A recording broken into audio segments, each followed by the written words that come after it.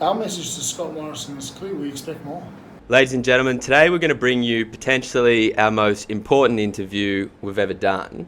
On September 27, the Azerbaijani army, backed by the Turkish military, launched an attack against the region of Artsakh. And under the global context of a pandemic and a US election cycle, nobody has really been able to hear about it and to discuss it. So today I'm here at the office of the Armenian National Committee of Australia. I've got Joel Jammal co-hosting. Thanks for being here. Pleasure to be here. And we've got two experts who are here to break down the topic with us.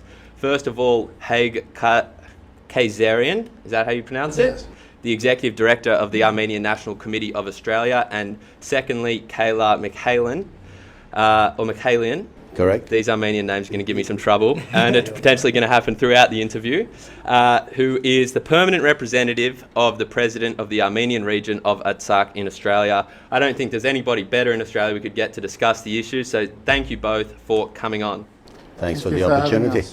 Now, since September 27, according to recent estimates, 50% of the population of Artsakh has been displaced. There's been at least 500 deaths.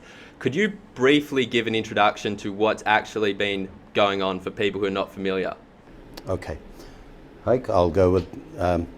so as you said, Dougal, rightly, on 27th of September, early in the morning at 7 o'clock, around 7 o'clock, the Azerbaijani armed forces, backed by Turkish military personnel, physically present on site, but also something that is even more insidious, with about 4,000 jihadist terrorists attacked the entire line of contact between Artsakh and Azerbaijan.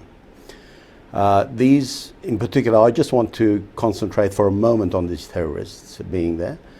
These terrorists are the jihadist terrorists who have wreaked havoc in Syria, in Libya, and in the Middle East generally. They're remnants of ISIS. They were recruited by the Turkish government, paid for and transported directly to Azerbaijan a few weeks ahead of this planned attack on Artsakh. So on the 27th, the entire line of contact was attacked. The Armenian forces, the Artsakh Defense Forces, were able to initially be able to hold off these attacks, and to their credit have done so to this day. Despite Azerbaijan having spent well over $2 billion and more per year in arming themselves over the past 20 years. They're using all sorts of weaponry. They're using all sorts of missiles purchased over the years from Belarus, from Russia, United States even, and also from drones and weaponry from Israel, which they've imported recently into Azerbaijan. So basically it is an army of well over 100,000 against an army of just around about 20,000. Well, they have a population in Artsakh only of 150,000. Correct. There was an interesting question asked by a journalist last year from the former president of Artsakh, Bako Saakyan. They asked him, what's the number of the armed forces in Artsakh? And he said 150,000, because everyone in Artsakh is a soldier determined to defend their home and their homeland. So since the attack, as you rightly said, indiscriminate shelling of civilian population areas have been undertaken by the Azeri army, by the Turkish Air Force, who has been actively involved, and the jihadists themselves. The continued attacks on the civilian population has deliberately targeted hospitals, churches, schools, kindergartens, and the population in general has been in an orderly fashion, moved away from the danger areas, the civilian population, as much as possible.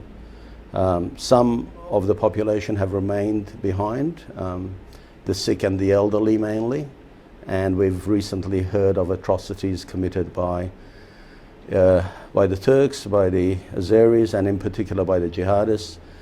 We recall the days when they were beheading prisoners or hostages in Syria. That at the moment is the method of executing Armenians in Artsakh, in the areas that they have been able, in small villages that they have been able to infiltrate. That's the current situation, a very sad and dire situation, but also to the credit of our armed forces, despite the total imbalance of forces and weaponry, etc. 18 days now, is that correct? So for the past 18 days, our small defense army has been able to withstand this wave upon wave of attacks, and to their credit have held the lines to this day. Well, I think it's a very impressive story, and I want to ask a little bit about the connection between Armenia and Artsakh, and let's say the disagreement territorially with Azerbaijan. Now, my understanding is that Artsakh was given to Azerbaijan by Stalin when he was Commissar of Minorities in about 1920. My Armenian friends are telling me that was illegal, and Artsakh should have kind of been part of Armenia, and that Armenia is currently sticking up for Artsakh either as a potentially independent state or potentially as integrated with Armenia in the future, given its, let's say, ethnic and culturally it's the same, more or less. Now, Hayk, what do you see as Armenia's direct relationship with Artsakh as compared to Azerbaijan's? Well, one is a native reality, and one is a manufactured reality. The relationship between Armenia and Artsakh is one of a homeowner and their home. The relationship between Azerbaijan and Artsakh is the relationship between an invader and somebody else's home.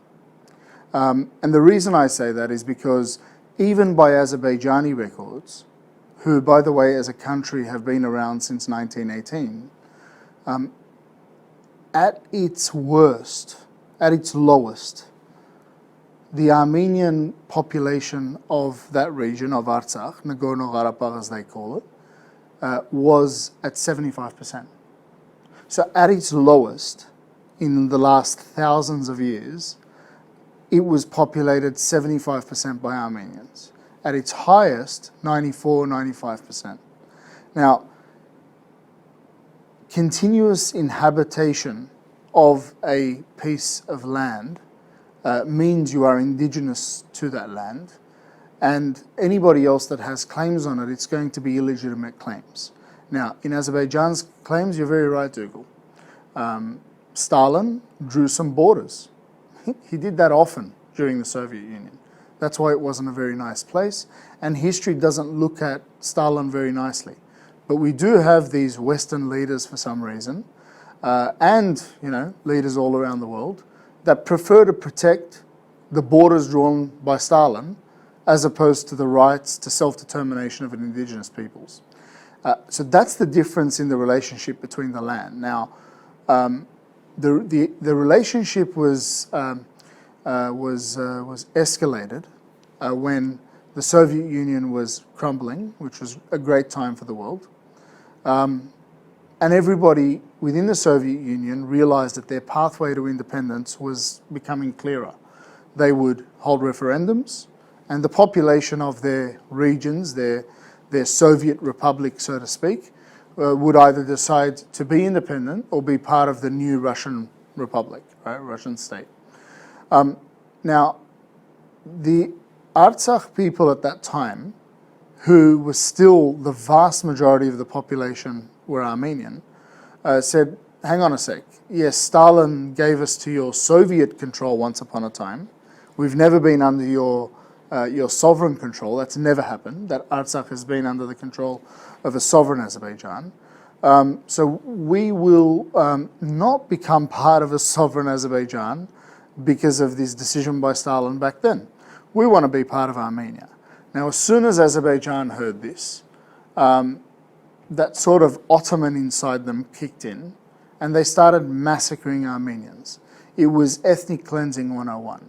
There were 3 or 4 major massacres, but the Armenian people of Artsakh, which Kaylar referred to before in terms of their heroism, it became legendary during this time because what they said was, hang on a sec, we've seen this movie before. We've seen our ancestors during the Armenian Genocide. These massacres, these deportations is how it starts, and where it ends is tragic. We lose a homeland, we lose an identity, we lose a culture, etc., etc. So they fought back, and it was man, woman, and child, no joke, that lifted their arms, that people from the diaspora that went and volunteered there, people from Armenia that jumped across and said, we're not going to lose this piece of dirt because this piece of dirt is home. And they fought and they won. So not only did they want to be part of Armenia and that was unacceptable to the Azerbaijanis, Azerbaijanis declared war and they lost. So regardless of the game, the winner is the Armenians. So what happened during this war is there was the vote for independence, which Artsakh conducted in the same way that every other Soviet republic was conducting, and they voted. The voting numbers, I think, were 83% actually voted in the referendum, and the vote was 99% in favor of independence. So they voted for independence, they've won the war.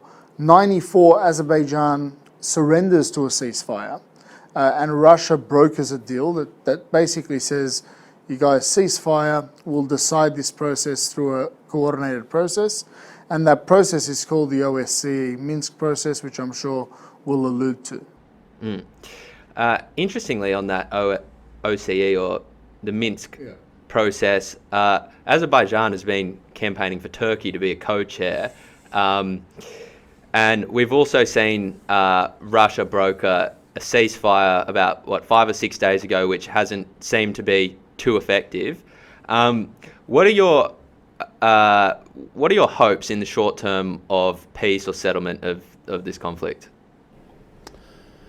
At the moment, it really looks very, very far from any resolution.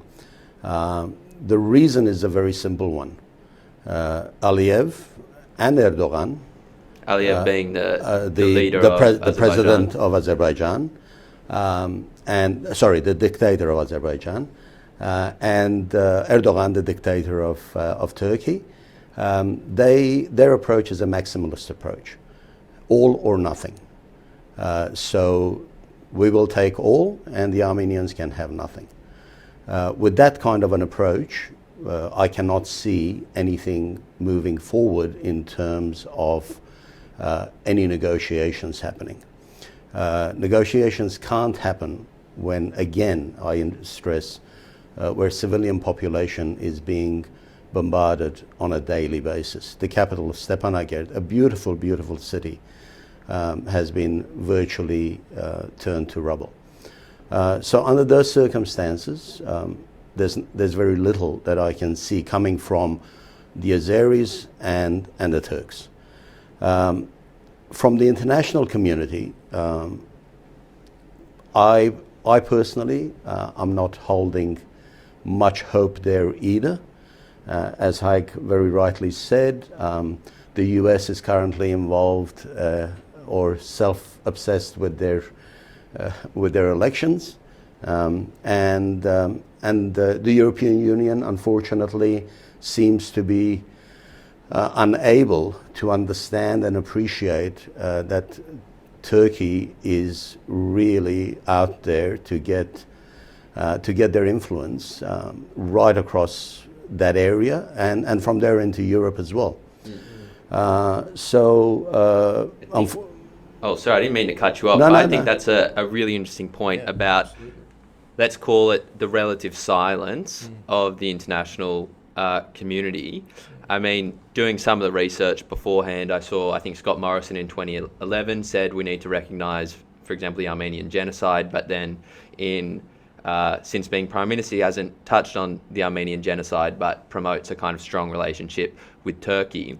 And I guess on this specific conflict, the hesitancy to either condemn Turkey or Azerbaijan would be in the hope of not offending Turkey, who seems to be, in a lot of people's mind, a strategic partner in NATO, who seems to be one of the Middle Eastern countries, I believe, who has somewhat better than average relationship with Israel. And there's whispers of, their utility in facilitating gas pipelines through to Europe and Israel and other places. Now, I'd be interested to hear your guys' perspective. Why is it that we don't see more international community, either condemnation or support? I mean, we heard Mike Pompeo. It would have been it's on October 15th, but probably this morning our time, come out and condemn Azerbaijan and Turkey and said he hopes that Armenia and Artsakh can defend itself. But we haven't seen any proper intervention, and Trump has run as, let's say, an anti-interventionist candidate. We have an Armenian premier in Gladys Berejiklian, who I'm sure you guys are very familiar with. What do you think is either stopping the international dialogue on this issue, or the international condemnation or international stances? Do you think it's to do with strategic positions? Do you think why do you think we're in that position currently? So obviously there's a lot of subjectivity when it comes to thinking about why people are doing what they're doing. We just know through history that every country is there to serve themselves. Ultimately, America first is not a slogan that Trump came up with. This is something that it's been America first forever. It's just different people interpret it in different ways. And it's the same with Australia, it's the same with everybody else. However, there have been times in history that the greater good has taken the forefront for humanity. And of course, that's what we want when it comes to Armenia. The reason we harp on the genocide is really because it keeps happening. It literally keeps happening. And let's just touch on what Kaylar said before and what you mentioned, Dougal. I mean, we're dealing with, forget about what the Armenian side says or what the Azerbaijani says. Let's talk about what Turkey and Azerbaijan have actually said. While the ceasefire was being negotiated in Moscow a couple of days ago, the Turkish defense minister was in Italy. And they told him that, it looks like they're on the verge of a ceasefire. And he said there will only be a ceasefire when the Armenians leave Nagorno-Karabakh. This is a sentiment that has been repeated many times by Aliyev in recent days. What does that mean? That means ethnic cleansing. It's a literal threat at ethnic cleansing. It's not saying we want to come and rule over the Armenians in Nagorno-Karabakh. They're saying the ceasefire will end when the Armenians leave Nagorno-Karabakh. Now, the Armenians leave Nagorno-Karabakh, that's ethnic cleansing. Ethnic cleansing, we know, is a very typical beginning to what we know as genocide.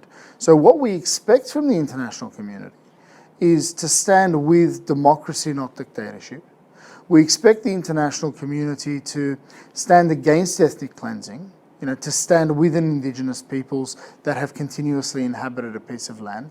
We expect an international community to stand against Islamist jihadism and to stay in favor of Christians that are literally being bullied by an ideology that is just the second coming, or potentially what the neo-Ottomans of today, Erdogan and Aliyev, might be calling the final solution of Armenians. Can I ask you, Kayla, when my understanding is that one of the issues for Australia in particular in their relationship with Turkey is back to World War I with Gallipoli. And when individual politicians sometimes, my understanding is Australian government's never made a formal statement about the Armenian genocide. and hasn't made one about this conflict either, although individual politicians have. But when events like that happen, Turkey says, all right, if you guys make a public declaration as the government, there are no Australians going to Gallipoli this year, or we're not going to be working together on, whatever strategic alliance projects we're working on together. My gut feeling is you don't think that's a particularly good excuse. What would you say to those leaders who are actually in charge and who do have the capability, the Australian leaders, to make formal statements about Armenia's position? Let me take you to a school playground. A big guy walks around, throws his weight around, and bullies the younger kid, telling that kid that he better do this, otherwise I'm going to beat whatever. This is the behavior of Turkey. And the Australian government is being bullied into taking a stance that is immoral, that is unacceptable in any form, if you were to countenance any moral compass by which we as a society and we as a civilized society need to live by. And the worrying thing is that this keeps repeating itself. A few years ago, last year was it, when Erdogan threatened to send back Australians in coffins, just as they had done, his ancestors had done during Gallipoli. And Gallipoli and the myth that has been constructed in Australia around Gallipoli and the Turkish friendship needs to be really re-examined. It really needs a lot more research than at the moment what we're accepting as this absolute friendship between the Turks and the Australians. But that's another story. The issue currently for us, for me in particular, as a proud Australian, is that my government is unable to speak because it's being gagged by a dictator in Istanbul or in Ankara. Well, we have seen, I believe, the US take some... they were able in their Congress to condemn the Armenian genocide, I believe. Why do you think... Do you think it's Australian weakness not being able to do it themselves, Hayk? Because, I mean, if we look at Turkey, we know why Turkey's got Europe in a vice, why they don't speak out. It's because millions, they control the gate of the refugees coming through, and Europe pays them billions of dollars to stop them. But what's going on in Australia? Why, what is this? The US has more freedom in their Congress than we do in our democracy? Freedom. They do.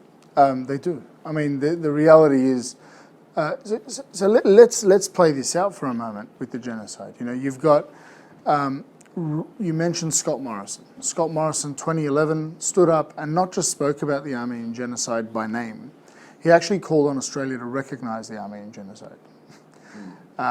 He became Prime Minister, and then he released a statement that basically said that we sympathise with the Armenians on this day of commemoration without using the G word.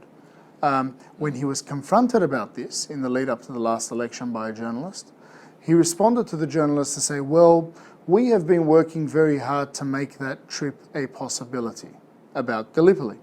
So when asked about the genocide, he literally, with his own words, said it has to do with Gallipoli.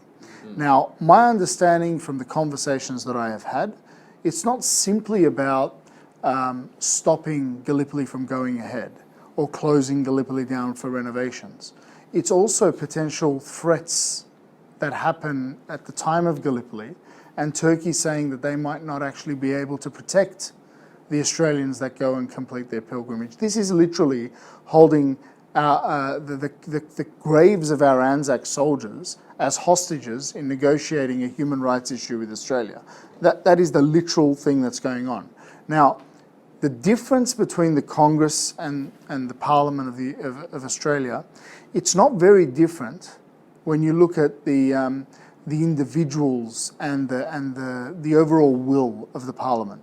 We have, because obviously the Greeks and the Assyrians were also impacted by the Armenian genocide. They lost around 1 million of their own minority Christian citizens of the Ottoman Empire back then.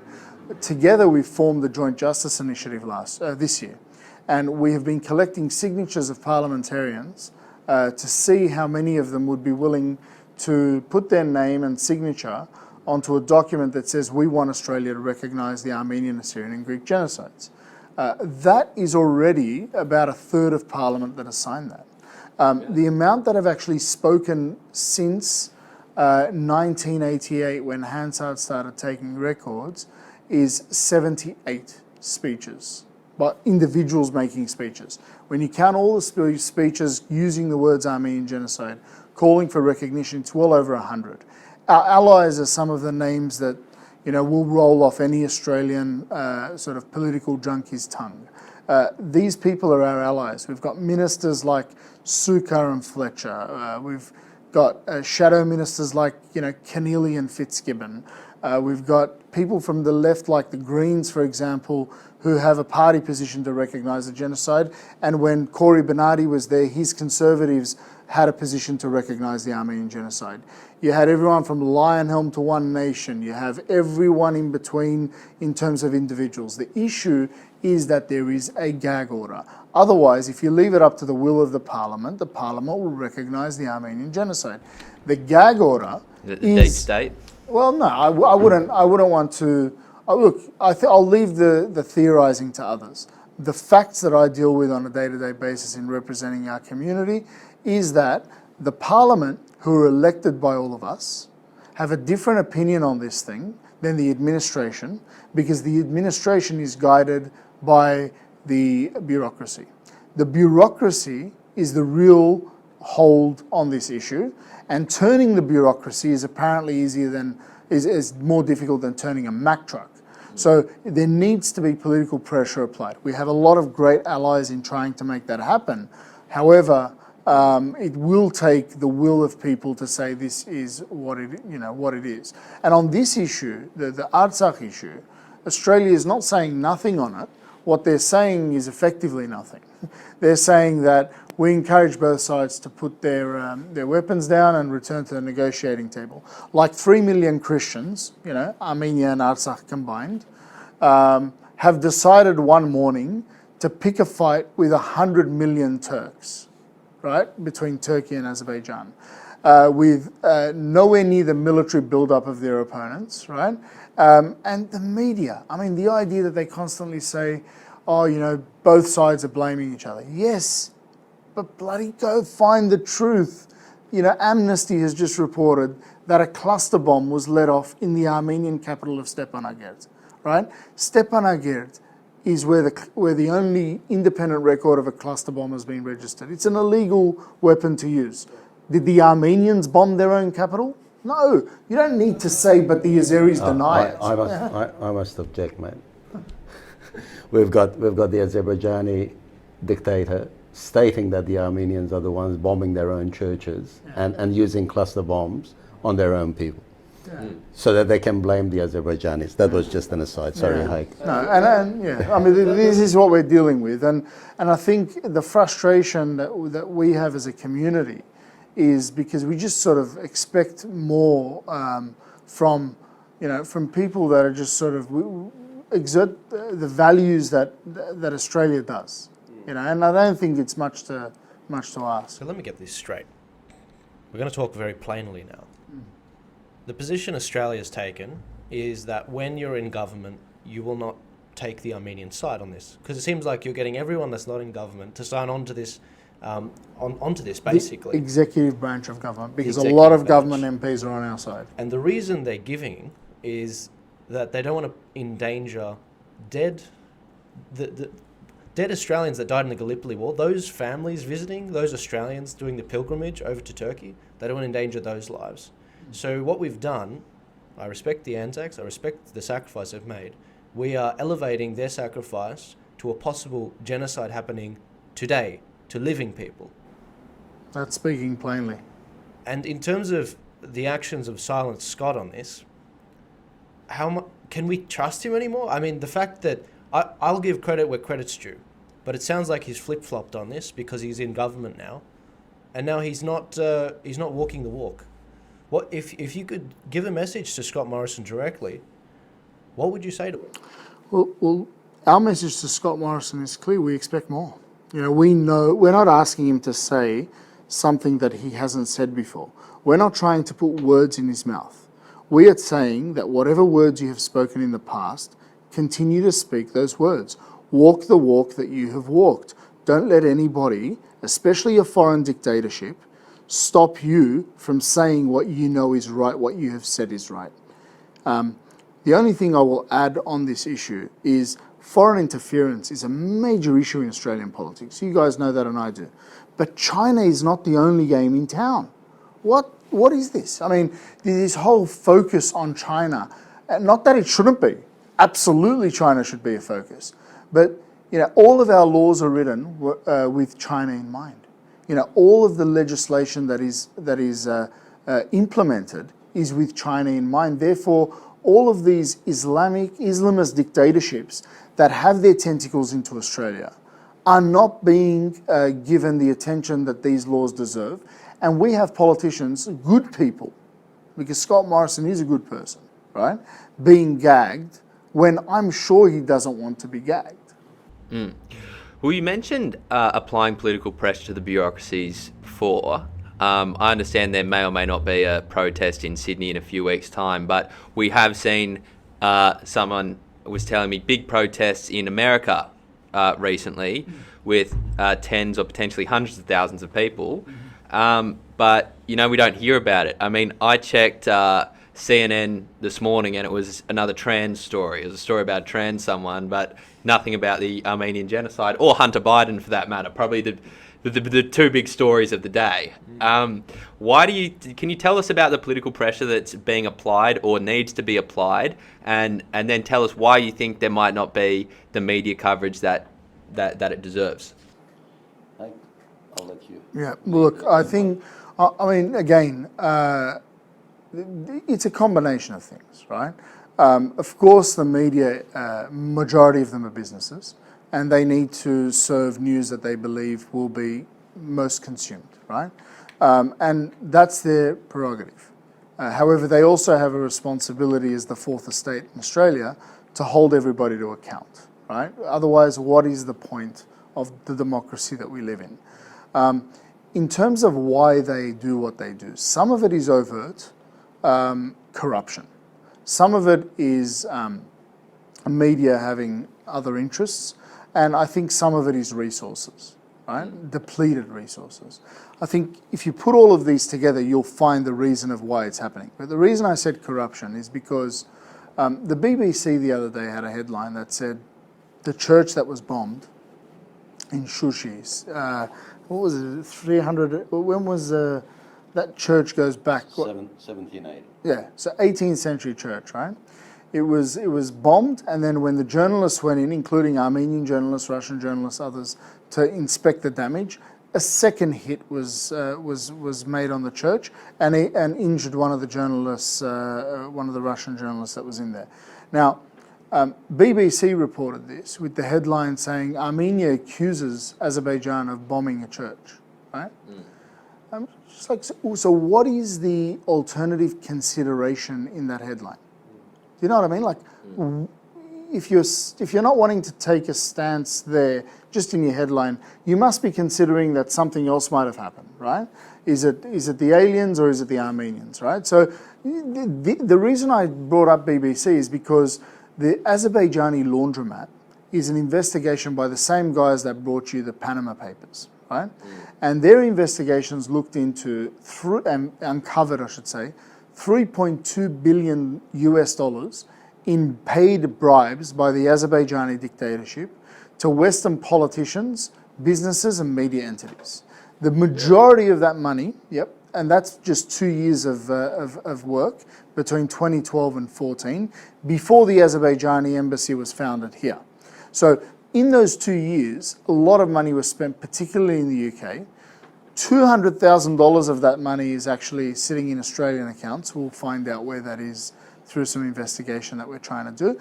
But these sorts of corruption is something that can't be overlooked. But we're also finding copy-paste journalism take over from anything else. You know, you're seeing these BBCs and Reuters being lazy, under-resourced or corrupt. They're putting stories out, and then you've got the Aussie media. This isn't really in our country. It's not even in our sort of region. So we'll just copy-paste from these guys that we usually do it, and that'll be sweet. So that's the other thing. But the example that I'm going to bring up of an actual Australian journalist that I had this same discussion with 2 days ago, it blew my mind, right? He was genuinely trying to cover the story, right? And he said, look, I complained that why do you keep saying the Armenian side said this and the Azerbaijani side said this? Because we want to be balanced. I said, but you know, if Goebbels, you know, he was a great propagandist, you know, delivered stories about the Jewish Holocaust, okay?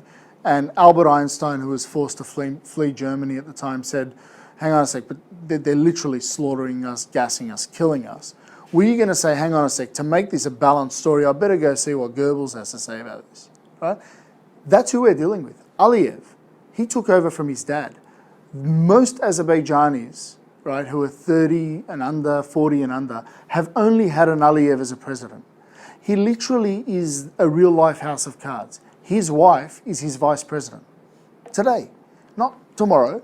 He changed the age, the minimum age of president, from 30 to 18 because that's the age of his son in case something happens to him. You know, he called the results of an election before his citizens had voted. We're dealing with this. Why can't this be part of the media narrative, I said? You know, these are facts. So at least people know one side is a dictatorship and the other side is a democracy. Well, they seem to have no problem doing that with perceived dictators like Donald Trump. They have no trouble trashing that guy who is actually democratically elected. But I digress. But can you talk about the protests that have been happening in America? I haven't been able to have a look and research them, but it seems like they're a big deal. I haven't seen a thing on it. And I've got my finger on the pulse over there. I haven't seen a thing. So 4 million Armenians over there? No, it's closer to 1.5, but a lot of them are in California. Right. And the biggest protest, the one that you're probably referring to, which received very large coverage in the sort of West Coast media in particular, but it was also covered by the Times and other places. It's one of the largest non-civil rights protests ever. 150,000 down Wilshire Boulevard in Los Angeles downtown. They marched and it was very peaceful and all the rest of it, but it's unbelievable footage to see it. We will have a demonstration on Saturday, and we've called it next Saturday, not tomorrow. So just so we're clear. So it'll be the 24th. Saturday coming up. Yeah. For those people watching. Yeah, Saturday the 24th. And we've called it March for Armenians, and it will be in the city. We'll reveal the route later on, but we believe it will be very large because it's not just for Armenians, it's anyone that wants to march for Armenians. It's anyone that wants to end the silence of the Australian government, end the silence of the media, and also end the cycle of dictatorships and genocide. Mm. Well, potentially to finish off, unless Joel has any other questions, I was being told an interesting story about the Anzacs in Armenia during the First World War, and considering our relationship with Turkey and Armenia has the Anzacs and their graves as a great consideration, but potentially the Anzac and Armenian story remains untold for most Australians. Would you like to describe how the Anzacs were able to help Armenia during the genocide? That's what I was alluding to when I was talking about the Anzac myth, because it seems that there was nothing apart from the Anzacs and the Turkish dictatorship at the time of Kemal Atatürk being absolutely friendly. Even the quote we see everywhere in Australia has been proven to be false. It was never quoted by Atatürk. It just is a made-up PR thing that has appeared in the 1930s. The Anzacs records show that the Anzacs actually recorded the Armenian genocide while they were in Turkey as prisoners of war, or even while they were fighting the Turks, the Ottomans at the time. Professor Peter Stanley and our own Viken Papkanian have done, and that's the book, have done incredible research, and they've come up with this book, Armenia, Australia and the Great War. It is a book that really reveals the relationship between the Anzacs and the victims of the Armenian genocide, or the survivors of the Armenian genocide. Hayk can elaborate a bit more on it, but there are stories in here that no one for the past 105 years has ever spoken about. But the Anzacs, to their credit, a lot of our soldiers, our very brave Anzac soldiers, took time to actually record what was happening at the time. Some of them even did unimaginable feats of bravery to save a huge number of Armenians, Greeks, and Assyrian refugees at the time. It is a story worth reading. It's a story worth listening to, and I would say every Australian should read this book, because you will be surprised as to what is contained in there. To elaborate on that, the fact that they did record it, and obviously they saved a lot of lives physically, but the fact that they recorded and sent these messages back home, it was reported by over 30,000 press articles that we found in Australia. While the word genocide didn't exist, it was talking about Armenians being massacred, Armenians butchered. Well, to pause on, I want you to continue that in 1 second, but the guy, I think his name is Raphael Lemkin, who's the guy who came up with the word genocide, was using it in reference to Armenia in the first place. And the Holocaust, that's right. So he actually, it's a famous interview where they said, why did you come up with a new word and author the Genocide Convention, the UN Genocide Convention? He said, well, it happened so many times. It happened to the Armenians, and then it happened to the Jews, and there is no crime to satisfy mass murder, right? Based on race or sect or religion or whatever it might be. So while the word genocide wasn't around when the Anzacs were in Gallipoli, they did report very clearly what was going on. The press reported it, and it started what is the first major international humanitarian relief effort by Australia. So the equivalent of $1 million of wool, milk, dollars, and all of these supplies were gathered in local communities in all states across Australia, and they were shipped to Armenia through a government-sanctioned and government-provided ship. And basically, a lot of Armenians were saved because of this. I mean, so one of the guys in the office here, Areg, his great-grandfather is in a very famous photograph where the Australians, Anglican Australians, they ran an orphanage in Lebanon for those Armenians who survived the death marches. And, many of our community, including Areg's great-grandfather, are actually featured in that famous picture with the Reverend Cresswell of Adelaide, out of all people, with the Australian flag and the Armenian flag hanging, and looking after thousands of orphans in that orphanage. This was called the Australasian Orphanage. So the gag order that we talked about before in Australia, this foreign gag order, is not just stopping Australia from recognising the Armenian genocide, the history of mine and Kaylar's origins, it's also preventing Australia from recognising this piece of Australian history. And I think that needs to be addressed. One last question from me, but before we get there, I just want to tell you guys a quick story. Bad things happen. We all know it. And if we don't see it, then we're just going to turn a blind eye, and we're going to forget about history. You referenced a lot of the same jihadis from Syria going there. Well, I can testify, and I don't even think I've told you this, Dougal. My dad's cousin, my dad passed away a couple of weeks ago. My dad's cousin, he had a son, and he fought in the Syrian army. And the Syrian army at the time was widely viewed as protecting Christians because the government was an Alawi government, and they tend to protect the Christians. And then Syria started to get destabilized. ISIS fighters, jihadist fighters started pouring in, mercenaries, being funded by outside sources we all know about. And this poor cousin of my dad's, he found out about his son's death because he was being beheaded and he saw it on TV. And he was a Christian. Because that's how they do it. They say, "You're Christian?" And that's it, he's gone. Yeah, it's sad. I mean, look, to be honest, the Guardian, even a BBC report, and others have now all corroborated that there are mercenaries, up to 4,000 Islamist jihadist mercenaries, and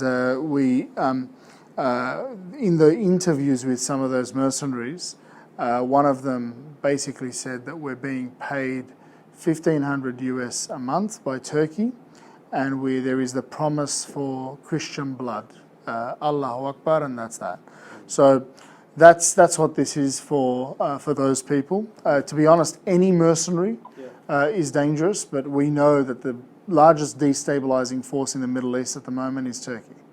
And that largest destabilizing force now has sent some of the most vicious mercenaries the world has ever seen to Armenia's doorstep, and it's keeping our community and us up at night. Well, let's emphasize the point that we're talking about Islamists here, and in a week or so, guys, on the Saturday coming up when this is released, we hope to see the Muslim community in Australia out there with us, rallying, because we can all rally around this, You don't have to be Muslim, Christian, or Jew to do this. We're all on the same page. We don't want to see needless bloodshed. That's why we came to Australia, right? Yeah. Look, we have a phenomenal relationship with all communities. We actually pride ourselves on that reputation. We never segment people based on their faith or religion because we've seen what that does to us. We've also seen how people of the Muslim faith saved so many Armenians during the genocide. If there was such a thing as the Armenian version of what the Jews had in Schindler, that person would have also been a Muslim. We acknowledge all of that. And we also think in the diaspora as a whole, the majority of people are decent. And we have good relationships with the Arab Council, the Lebanese Muslim Association, other people. And we are inviting everybody to rally with us, because what we're rallying against is the form of Islamist jihadism that is a discredit to Islam. And I think that it's very important that we distinguish that, and we invite everybody who is against that, is against Turkey's weaponization of that, and Azerbaijan's, to come and help us stop Australia being silent on that. Absolutely. Well, fantastic. I will put. You like to say one more thing? Please. Go for it. Yeah, You've got the mic. Yeah. Okay. I'd just like to follow on from what Hayk was saying about the silence. My people, our people in Artsakh, have the view that there's an impending genocide awaiting them. Should this continue for a lot longer, because as we said, the forces are unmatched, incredibly unmatched, but we will fight to hold on to our lands. What we expect, or the people of Artsakh wish and expect from international communities, and including Australia, is to recognize the Republic of Artsakh. With the recognition of the Republic of Artsakh as a free, independent, democratic state, as part of the family of nations of the world, will provide that protection that these people need to avoid or prevent being subjected to yet another genocide like the one we saw in 1915. We Armenians say never again, and this time again we are saying never again. So I call on the Australian government, I call on the Australian people, we call on the Australian people, our Australian brothers and sisters, to stand up and make their voices heard. Because unless that is done, we may end up we won't allow it to happen, but the possibility exists that we will have another genocide. Okay. Well, we will put a link to that protest in the description and in the captions. We will link the book Armenia, Australia and the Great War. We'll direct people to the offer to the Armenian National Committee website, social medias. Is there anywhere else you would like to direct people? They can also visit my office's webpage, preferably our Twitter and our Facebook page. It's the Artsakh office in Australia. We, along with the Armenian National Committee, are constantly updating the communities in Australia and our own community about current developments. So it's a good source for them to see what is exactly going on in that part of the world. I would like to thank you guys for bringing light to this issue. It's been a good discussion. It's been deep. So I think it's really important that you're bringing light to these things, and I wish you guys success in everything that you need to do. Thank you. We appreciate it. We'll very quickly we'll be up there real soon. We think we might be providing some of the best journalism in the country. So very soon, very shortly, we can give light to even more of the issues. Hopefully. Again, I'd like to join Hayk and thank you both very much for this opportunity. Thank you. Well, thank you guys for doing it. I can imagine you guys are under a lot of stress, and so I appreciate you guys taking the time. So Hayk, Kayserian and Kaylar Michaelian, thank you very much. This has been our discussion of Artsakh. Make sure to like, subscribe, share with your friends. This is probably the most important interview we've done to date. So that's it from me. Thank you, Joel Jammal. Pleasure as always. Pleasure. Thank you very much, and share it. Otherwise, we'll go nowhere. It'll get a few hundred views. Make sure you share it. That's what really gets it. Don't like it, share it. I'm Dougal Cameron. That's it. See you next time.